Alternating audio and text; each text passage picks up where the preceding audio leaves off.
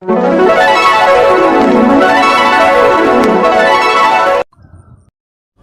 बहू की कहानी यदि याद कर ली कभी भी गरीब नहीं रहोगे। जय श्री कृष्णा मित्रों, दर्पण ज्ञान गंगा यूट्यूब चैनल में आपका एक बार पुनः स्वागत है। मित्रों, आज की कहानी बहुत ही समझने के लायक एवं जीवन में अमल करने के योग्य है। जिस कहानी में एक बहू की बुद्धिमानी के बारे में दर्शाया गया है कि जिस बहू ने अपनी ससुराल में आकर के एक नरक घर को स्वर्ग में बदल दिया। तो किसी ने कमाल की बात कही है मित्रों कि स्त्री चाहे तो नरक घर को स्वर्ग बना देती है और स्त्री अगर बिगड़ जाए तो स्वर्ग घर को शमशान बना देती है। आइए मित्रों, इस कहानी पर गौर करते हैं। बस आपसे निवेदन है कि इसी तरीका से हमारी वीडियो की समाप्ति होने तक आप हमारे चैनल पर बने रहें। और यदि नए मेहमान दर्शक बनकर के आए हैं, आपने अभी तक हमारा चैनल सब्सक्राइब नहीं किया है, तो आपसे अनुरोध करूंगा मित्रों कि आप हमारे इस चैनल को भी सब्सक्राइब जरूर कर लेना और बेल आइकन घंटी को भी अवश्य दबा देना, क्योंकि आपका एक सब्सक्राइब करना हमारे लिए बहुत महत्व रखता है। आइए मित्रों, अधिक समय आपका नष्ट न करते हुए सीधे कहानी की ओर बढ़ते हैं। प्रिय दर्शकों, एक समय की बात है कि किसी गांव में एक गरीब व्यक्ति रहता था और वह व्यक्ति बहुत ही गरीब था। उसके 7 बेटे थे। इतना गरीब था कि उन्हें 2 वक्त की रोटी मिलना बहुत मुश्किल था। उनके पेट भी सही तरीका से किसी भी टाइम भर नहीं पाते थे। वो गरीब व्यक्ति अपने 7 बेटों को लेकर के एक राजा के यहाँ नौकरी करता था और राजा उस नौकरी के बदले में उसे प्रतिदिन 3 सेर जौ देता था, यानी 3 सेर जौ के दाने दिया करता था। वे 3 सेर जौ के दाने घर पे लेकर के आते थे, तब अपना भोजन बनाते थे। तो 3 सेर जौ के दानों से भोजन जो बनाते थे उस गरीब व्यक्ति का और उसके 7 बेटों का, यानी बड़ा परिवार था, तो पेट ही नहीं भरता था, क्योंकि उस गरीब व्यक्ति के परिवार में अधिक भोजन ग्रहण करने वाले थे, इसलिए अधिकतर लोग भूखे रह जाते थे। मित्रों, वह गरीब व्यक्ति राजा की नौकरी छोड़ना भी चाहता था, सोचता था कहीं दूसरी जगह इंतजाम कर लें, लेकिन उस राजा का इतना भय था, इतना डर था। वो व्यक्ति सोचता था अगर नौकरी छोड़ दी तो ये पकड़वा करके हमको और हमारे बच्चों को फांसी पे लटका देगा। इसलिए दोस्तों, डर की वजह से वो नौकरी भी नहीं छोड़ सकता था। नौकरी कर रहा था लेकिन उनके पेट नहीं भरते थे। एक समय की बात है कि वह गरीब व्यक्ति शाम के समय अपने चूल्हे में लकड़ी झोंक रहा था, भोजन बनाने की तैयारी कर रहा था। तब तक क्या देखता है कि एक पड़ोस में रहने वाली बूढ़ी माँ उसके पास में आती है और वो बुढ़िया कहती है कि अरे भाई, तुम रोज इसी तरीका से काम करने के बाद में आते हो और शाम को भोजन बनाते हो, तब खाते हो, ऐसा क्यों नहीं करते हो भाई? तुम्हारे 7 लड़के हैं और एक लड़का की शादी कर लो, जो तुम्हारा बड़ा लड़का है उसका विवाह कर लो, घर में बहू आ जाएगी तो भोजन वो बना दिया करेगी। दोस्तों, उस बुढ़िया को नहीं मालूम था कि उसके बड़े बेटे की शादी हो चुकी थी। जवाब दिया बूढ़ी माँ, माफ करना, आपको नहीं मालूम है हमारा जो बड़ा लड़का है उसका विवाह हो चुका है। तब बुढ़िया कहने लगी, जब तुम्हारे बड़े लड़के का विवाह हो चुका है तो अपनी बहू को क्यों नहीं बुलाया? जवाब दिया बूढ़ी माँ, आप तो देख रही हैं कि हमारे घर पे इतना भी नहीं है, एक चारपाई भी सही सलामत नहीं है जो बहू को बुला करके उस पे बैठा ले, और कोई ऐसे सही सलामत हमारे यहाँ वस्त्र भी नहीं है जिन वस्त्रों को बिछा करके और वो रात गुजार सके। और देख रही हो आप, इस तरीका से हमारी घर की कंडीशन है, मैं कैसे बुला लूं? बुढ़िया कहने लगी, अरे भाई, तुम्हारे लड़का की शादी हुए कितने दिन हो गए हैं? तब भाई गरीब व्यक्ति कहने लगा, बूढ़ी माँ, हमारे पुत्र की तो शादी हुए 2 साल हो गए हैं। बुढ़िया ने पूछा, तब से और अभी तक बहू नहीं आई? जवाब दिया, नहीं आई, मैंने बुलाया ही नहीं। बुढ़िया ने कहा, तो बुलवा लो। जवाब दिया बूढ़ी माँ, माफ करना, हमारे बेटा के पास सही सलामत वस्त्र भी नहीं है जिन वस्त्रों को पहन करके ससुराल में जाकर के हमारी बहू को बुला लाए। बुढ़िया ने कहा, ऐसी बात है भाई, तो आप परेशान मत होइए, हमारे साथ चलिए, वस्त्र मैं देती हूँ। दोस्तों, वह बुढ़िया उस गरीब व्यक्ति को लेकर के अपने घर पे गई और उसने वस्त्र दिए और कहा कि ये वस्त्रों को पहना करके अपने बेटे को ससुराल में भेज देना और बहू को बुलवा लेना। दोस्तों, वह गरीब व्यक्ति उन वस्त्रों को लेकर के अपने घर पे आता है, बड़े बेटे को बुलाता है सुबह के लिए और कहता है कि बेटे ये वस्त्र पहन करके ससुराल में चले जाओ और अपनी बहू को लिवा लाओ। दोस्तों, उन वस्त्रों को पहन करके वह गरीब व्यक्ति का बड़ा बेटा अपनी ससुराल में पहुंचता है और ससुराल वालों ने जब उसको देखा तो उसकी बहुत ही खास खुशामद की। 3 दिन तक वह ससुराल में रहा। उसके बाद में अपनी बहू को लेकर के अपने घर की ओर चल देता है। दोस्तों, जब वह अपनी बहू को लेकर के गांव के नजदीक आया तो उसने विचार किया कि हमारे घर पे टूटी चारपाई पड़ी हुई है, सही सलामत व्यवस्था भी नहीं है जो हम अपनी बहू को ले जा करके वहां बैठा लें। अगर हमारी बहू अभी घर पे जाएगी तो हमें शर्म से सर नीचे झुकाना पड़ेगा। उस गरीब के बेटे ने विचार किया, चलो हम बूढ़ी मां के यहां अपनी बहू को रोक देते हैं। दोस्तों, वह अपनी बहू को लेकर के बुढ़िया के घर पे पहुंचा है और वहीं जाकर के अपनी बहू को रोक दिया और बहू को छोड़ करके अपने घर चला आया। इधर रात भर उसी बुढ़िया के पास में वो बहू रही। जब सवेरा होता है तब वह गरीब आदमी अपने 7 बेटों को लेकर के राजा के यहां नौकरी करने के लिए चला जाता है। इधर क्या होता है, बुढ़िया ने सोचा एक भी लड़का इस बहू को बुलाने के लिए नहीं आया, चलो मैं ही खुद इसकी ससुराल में इसके घर पे छोड़ करके आती हूं। बुढ़िया ने कहा, बहू चलिए हम तुम्हारे घर पे तुम्हें छोड़ देती हूं।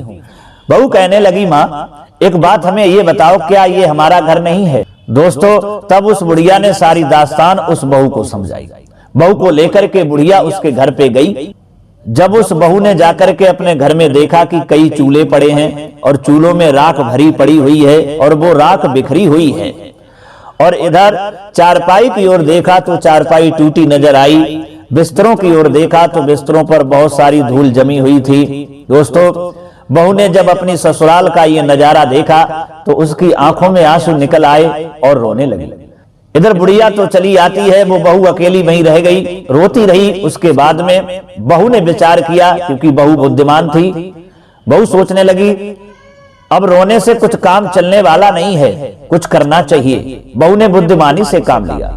दोस्तों, वह बहू जो थी वह उठती है और जितने भी चूल्हे थे सब चूल्हों को फोड़ देती है, केवल एक चूल्हा रह जाता है और सारी राख को एकत्रित कर देती है, घर को साफ करती है, बिस्तरों को झाड़ती है। यानी उसने घर की कंडीशन ही बदल दी। दोस्तों, इधर जब शाम होती है और अपने पति के आने का इंतजार करने लगी, लेकिन पति का इंतजार तो करती रही, पति नहीं पहुंचा। दोस्तों, अब वह घबराने लगी, अंधेरा हो चुका था, विचार करने लगी कहीं ऐसा ना हो हमारे पति ना आए और कोई पराया पुरुष आकर के हमें देखे और हमारे ऊपर कुदृष्टि डालने की कोशिश करे, कहीं अनर्थ ना हो जाए। दोस्तों, इस तरीका से वह बहू बैठी बैठी सोच रही थी। तब तक क्या होता है कि उसका पति अपने भाइयों के साथ में और पिताजी के साथ में वहां आ जाता है और जब वह गरीब व्यक्ति अपने बेटों के साथ में जैसे ही घर में घुसा तो उसने देखा कि घर का नजारा ही बदला हुआ है। इधर ससुर ने जाकर के अपनी बहू से पूछा कि बहू ये तुमने क्या किया, जो इतने चूल्हे थे सबको फोड़ दिया। तब वह बहू कहने लगी, पिताजी माफ करना, एक चूल्हा इस घर में जलेगा और सारा भोजन मैं बनाऊंगी और सबको खिलाऊंगी। दोस्तों, बहू की ऐसी बातें सुनकर के उसका ससुर और उसके देवर बहुत ही प्रसन्न हुए। उसके बाद में जो 3 सेर जौ के दाने लाए थे उससे उसने भोजन तैयार किया, लेकिन पेट किसी के नहीं भरे। दोस्तों, वह बहू 3 दिन तक इसी तरीका से भोजन बनाती रही, लेकिन पेट तो भरते नहीं थे। चौथे दिन उसने अपने ससुर से कहा, पिताजी तुम रोजाना उस राजा के यहां नौकरी करने के लिए जाते हो और वह राजा तुमको 3 सेर जौ के दाने देता है, इससे गुजारा नहीं होता। आज जाइए और शाम के समय जब वो जौ के दाने दे तब कहना उससे कि हमें इसकी 3 गुनी मात्रा के दाने दीजिए, इतने दानों में मेरा गुजारा नहीं होता है। दोस्तों, जब बहू के ये शब्द सुने तब वह ससुर कहने लगा, अरे बहू तुम नहीं जानती हो वह राजा जो है बहुत ही कमीन राजा है, तुम्हें ये बात नहीं मालूम। अगर मैं उससे कहूंगा कि मुझे 3 गुने मात्रा के दाने बढ़ा करके दो तो वो हमें मरवा देगा, मेरी हिम्मत नहीं पड़ती है। दोस्तों, बहू ने कहा घबराइए नहीं, तुम जाकर के उससे ये कहना जरूर और वो कुछ नहीं कहेगा। भाई होता है अपनी बहू के कहने के अनुसार वह गरीब व्यक्ति अपने 7 बेटों को लेकर के उसके यहाँ नौकरी करता है और शाम को जब वह 3 सेर जौ के दाने लेकर के राजा आता है और उसको देता है, तब वह कहता है महाराज इतने दानों से मेरा गुजारा नहीं होता, इसके 3 गुना दाने और बढ़ा दो। दोस्तों, बिना कुछ कहे ही वो 3 गुना और दानों की मात्रा बढ़ा देता है और उनको लेकर के और वो अपने घर पे चले आते हैं। दोस्तों, उस बहू ने भोजन तैयार किया, उस दिन सबके पेट भर गए। इसी तरीका से ये सिस्टम चला कुछ दिन। फिर एक दिन फिर कहा अपने ससुर से उस बहू ने कि जाओ आज फिर कहना राजा साहब से कि थोड़ी मात्रा और बढ़ा दें, इसमें गुजारा नहीं होता है। ससुर कहने लगा बहू क्या पागल हो गई हो, एक बार तो मैंने हिम्मत को बांध करके उससे कह दिया, दोबारा मेरी हिम्मत नहीं है जो मैं उससे कह पाऊं, अगर मैंने कह भी दिया तो वो हमें मरवा भी सकता है। बहू ने कहा पिताजी घबराइए नहीं, वो कुछ नहीं करेगा, उससे कह देना जा करके कि कुछ मात्रा जौ के दानों की बढ़ा दे। दोस्तों, इधर फिर अपने 7 बेटों को लेकर के वह गरीब व्यक्ति जो था पहुंच गया राजा के यहाँ नौकरी की। शाम को जब जौ के दाने देने के लिए राजा आया तो उसने हाथ जोड़ करके कह दिया महाराज थोड़ी मात्रा और बढ़ा दो। दोस्तों, फिर राजा ने 3 गुनी मात्रा और बढ़ा दी। अब तो वे लोग बहुत ही प्रसन्न हुए और जौ को लेकर के अपने घर पे आते हैं। इधर क्या होता है, 3 सेर जौ जो थी वो बहू बचाती रही, कई दिनों तक ये सिस्टम चलता रहा। बहुत सारे उस बहू ने 3 सेर जौ बचा बचा करके इकट्ठे कर लिए। फिर एक दिन क्या हुआ कि उस बहू ने अपने ससुर से कहा कि पिताजी इस तरीका से नौकरी करते रहोगे तो जिंदगी में कुछ नहीं कर पाओगे, दूसरों की गुलामी करते रहोगे। ऐसा करिए आप अपना धंधा कोई खोल लीजिए। जवाब दिया बहू तुम कैसी बातें कर रही हो, हमारे पास क्या है, मेरे पास तो कुछ भी नहीं है जो हम अपना धंधा खोल पाऊं। तब उस बहू ने कहा मैंने 3 सेर जौ प्रतिदिन बचा करके इतने सारे जौ इकट्ठे कर लिए हैं, तुम वो नौकरी को छोड़ दो और जाकर के बाजार में एक दुकान कोई ले लो और अपना धंधा शुरू कर दो। जवाब दिया बेटी अगर राजा को मालूम हो गया तो राजा फांसी लगवा देगा।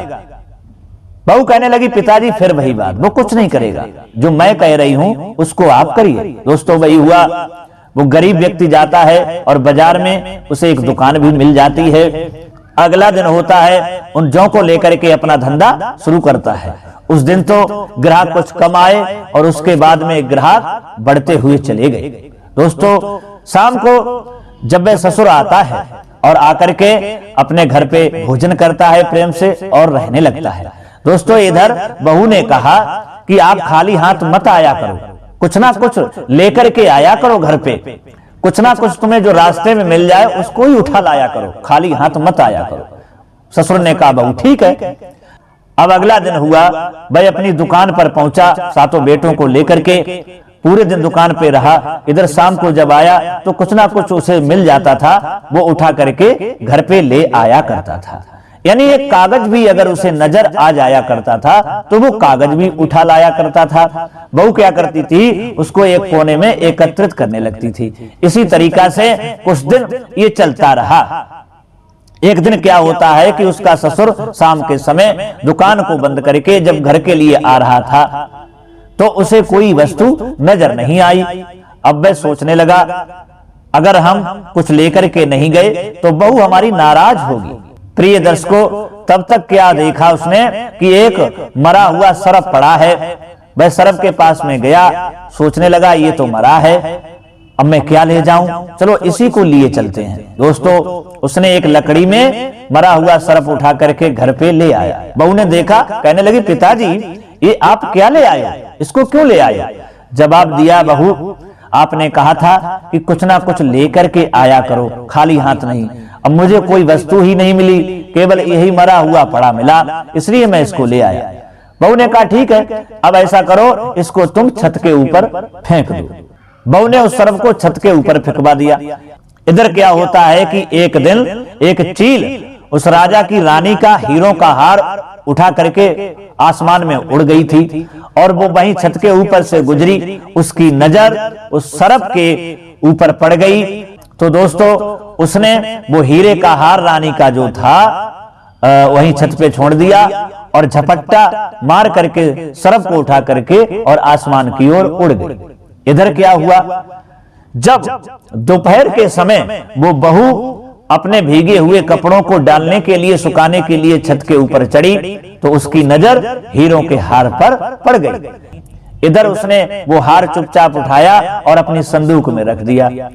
अब इधर क्या हुआ कि ये बात पूरे शहर में फैल गई। राजा ने सबके लिए सूचित कर दिया कि पता लगाइए वो चील हार लेकर के कहां गई है और वो हार जिसको मिल जाए वो हमारे यहाँ पहुंचा दे, क्योंकि मेरी रानी का हार है। और अगर जो भी व्यक्ति वह हार मेरे यहाँ लेकर के आएगा उसे मुंह मांगा इनाम दिया जाएगा। बंधुओं, इधर सारे शहर के लोग इनाम पाने के लिए उस हार की तलाश कर रहे हैं। दोस्तों वो बात बहू को मालूम पड़ी कि राजा के पास जो हार लेकर के जाएगा उसे मुंह मांगा इनाम मिलेगा। कई दिनों तक राजा भाई इंतजार करता रहा कि कोई तो हार लेकर के आएगा, लेकिन कोई हार लेकर के नहीं पहुंचा। दोस्तों तब राजा को गुस्सा आता है। राजा अपने सैनिकों से कहने लगा, मंत्री से कहा कि जल्दी से खबर करो कि हार कोई लेकर के नहीं आया, और अगर हार किसी के पास में पाया गया तो इनाम की जगह उसे सजा दी जाएगी। ये भी बात जब बहू को मालूम पड़ी तो बहू ने एक दिन अपने ससुर से पूछा कि अब रानी का हार राजा को नहीं मिला? जवाब दिया नहीं मिला। जवाब दिया पता भी लगाया लेकिन फिर भी नहीं मिला। ससुर कहने लगा, बहू वो अभी तक मिला ही नहीं है। पहले तो राजा इनाम की बात कर रहा था, अब ये कह रहा है कि जिसके पास हार पाया गया तो उसे इनाम की जगह वह सजा देगा। दोस्तों इधर बहू ने कहा कि पिताजी कोई राज मिला है हार का? तब जवाब दिया बहू, ज्योतिषी लोग बताते हैं कि वह हार चील ने एक छत पे डाल दिया है। बहू ने बताया नहीं कि हार मेरे पास है। दोस्तों फिर बहू ने कहा, आप ऐसा करिए, झूठ मूठ की पोथी पत्रा को लेकर के राजा के दरबार में पहुंच जाओ और वहां पोथी पत्रा को खोल करके और ये बताना कि वह हार जो हीरे का है वो छत के ऊपर नहीं है, वो राजा के महल के पीछे कूड़े में पड़ा हुआ है। और जब ये बहू के शब्द सुने तब वह गरीब व्यक्ति घबरा गया। जवाब दिया, पागल हो गई हो क्या? अरे मैं तो कुछ जानता भी नहीं हूं, और राजा को अगर मेरे बारे में सही से मालूम हो गया तो मुझे वो जिंदा नहीं छोड़ेगा, मरवा देगा। बहू ने कहा, पिताजी घबराइए नहीं, मैं जो कह रही हूं वो ही आप करिए, आप जाइए। दोस्तों उस गरीब व्यक्ति ने अपनी बहू की बात पर विश्वास कर लिया, क्योंकि वो आज तक उस बहू के बताए हुए रास्ते पर ही चलता हुआ आ रहा था। पोथी पत्रा झूठ मूठ की लेकर के राजा के दरबार में पहुंचता है और वहां खोल लेता है और कहता है कि महाराज माफ करना, वो हार हीरे का छत के ऊपर नहीं है, वो हार आपके महल के पीछे जो कूड़ा है उसमें पड़ा हुआ है। दोस्तों इधर राजा ने उसकी बात को जब सुना तो राजा ने अपने सिपाहियों को बुलवाया और कहा कि जाइए पीछे से कूड़े में हार ढूंढो कहां है। इधर सिपाहियों के जाने से पहले ही वो उस गरीब व्यक्ति की बहू हार को लेकर के और वहीं कूड़े में फेंक आई और चुपचाप अपने घर लौट आई। दोस्तों इधर वे सिपाही हार ढूंढने के लिए जब वहां पीछे पहुंचे, वह हार उनको मिल गया और लाकर के राजा को दे दिया। तब वह राजा उस गरीब व्यक्ति से बहुत प्रसन्न हुआ और कहा है कि तुम हमसे मुंह मांगा वरदान मांग लो। तब वह गरीब व्यक्ति कहने लगा, राजा साहब माफ करिएगा, हम अपने घर में अपनी बहू से अपने बच्चों से सलाह करने के बाद में तब मांगूंगा। राजा ने कहा ठीक है, अपनी बहू से और बच्चों से सलाह ले आओ। दोस्तों वह गरीब व्यक्ति अपने बहू के पास में आता है और कहता है कि बहू अब वह मुंह मांगा इनाम मांगने को कह रहा है। तब बहू कहती है कि आप जाइए और उससे पहले त्रिवाचा भरवा लीजिए, उससे पहले वचन भरवा लीजिए कि हमने मांगा आपने ना दिया तो। जवाब दिया ठीक है, फिर क्या मांगे? तब बहू कहने लगी, तुम ये मांगो कि कुछ दिन के बाद में जो दीपावली आ रही है, धनतेरस से और दीपावली तक किसी के घर में दीपक नहीं जलेगा, अंधेरा ही अंधेरा रहेगा। और जब बहू के ये शब्द उस गरीब व्यक्ति ने सुने तब वह घबरा गया, पीछे को हट गया। अरे बहू तुम्हें ये क्या करवाती हो? अगर राजा को मालूम हो गया तो सब घर को मरवा देगा। बहू ने कहा घबराइए नहीं, मैं जो कह रही हूं उसको आप करिए। दोस्तों वही हुआ, वह गरीब व्यक्ति दरबार में पहुंचता है और राजा से कहता है, राजा साहब हमसे ये वचन भरिए, हमसे तिरबाचा भरिए, हमने मांगा आपने ना दिया तो। राजा कहने लगा ठीक है, मैं वचन देता हूं, आप जो मांगोगे वही मैं दूंगा। दोस्तों तब वह व्यक्ति कहने लगा, जो कुछ दिन के बाद में दीपावली आ रही है, धनतेरस से और दीपावली तक किसी के घर में दीपक नहीं जलेगा, अंधेरा ही रहेगा, केवल हमारे घर पे दीपक जलेगा। दोस्तों राजा ने जब ये सुना तो राजा को गुस्सा आया, कहने लगा अरे पागल हो गए हो क्या तुम, ये क्या मांग रहे हो? जवाब दिया नहीं तो आप इनकार कर दीजिए, बस हमें और कुछ नहीं चाहिए। दोस्तों राजा तो वचन में बन चुका था, उसने कहा ठीक है। वही हुआ, इधर राजा ने पूरे शहर में आदेश करवा दिया, सूचना भिजवा दी कि धनतेरस से और दीपावली तक किसी के घर में कोई प्रकाश नहीं होगा, कोई दीपक नहीं जलेगा, केवल इस गरीब व्यक्ति के घर में दीपक जलेगा। दोस्तों वही होता है, और जब धनतेरस आती है तो किसी के घर में दीपक नहीं जलता है, केवल उसी गरीब आदमी के घर में वो बहू दीपक को जलाती है। इधर जब शाम के समय माता लक्ष्मी रिद्धि सिद्धि को लेकर के उस शहर में आती हैं तो माता लक्ष्मी ने देखा कि पूरे शहर में अंधेरा है। रिद्धि सिद्धि से कहा ये क्या बात है, तो रिद्धि सिद्धि ने सारा हाल बता दिया।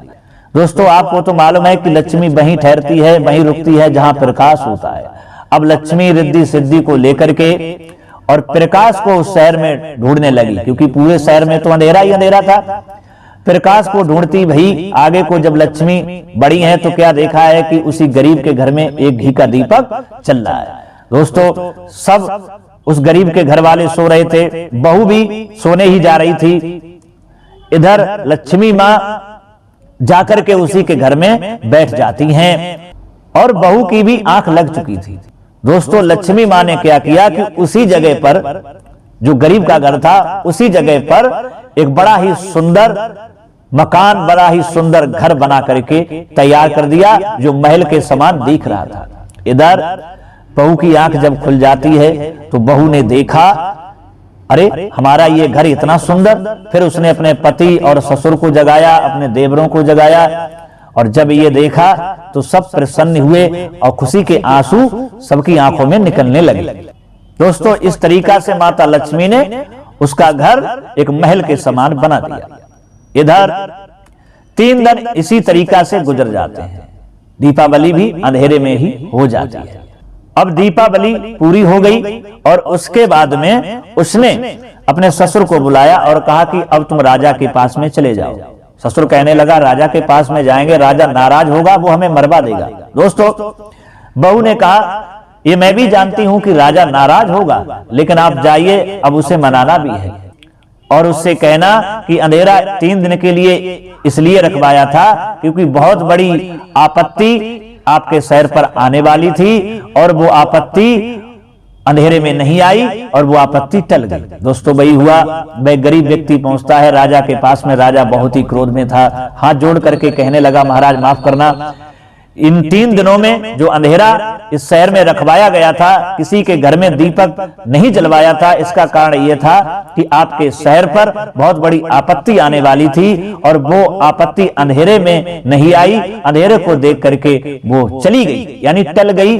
अब आप नाराज मत होइए। दोस्तों ये सुनकर के वह राजा प्रसन्न होता है, उसके बाद में बहुत सारा उसे इनाम देता है और इनाम को लेकर के वह गरीब व्यक्ति अपने घर पे आता है। अब उसका घर नरक नहीं था, वो गरीब नहीं था, अब उसकी गिनती अमीरों में होने लगी। तो दोस्तों इस तरीका से एक बहू ने आकर के अपनी बुद्धिमानी से, अपने विवेक से उस नरक घर को स्वर्ग में बदल दिया और वो अमीर बन गई, यानी उसने अपने ससुराल वालों को अमीर बना दिया। तो दोस्तों इस कहानी से हमें ये सीख मिलती है कि बुद्धिमानी और विवेक से किया हुआ काम हमेशा सफल होता है और वो अपनी मंजिल पर जरूर ले जाता है और एक दिन सुख जरूर देता है और गरीब से अमीर अवश्य बना देता है। तो दोस्तों यदि कहानी आपको ये अच्छी लगी है तो हमारी वीडियो को लाइक करना और हो सके तो मित्रों को भी शेयर करना। फिर मिलेंगे अगली वीडियो में किसी नई ज्ञान चर्चा के साथ में। तब तक के लिए सब्सक्राइबर बंधुओं एवं दर्शक भाइयों के लिए राधे राधे, जय श्री कृष्णा, ओम नमः शिवाय।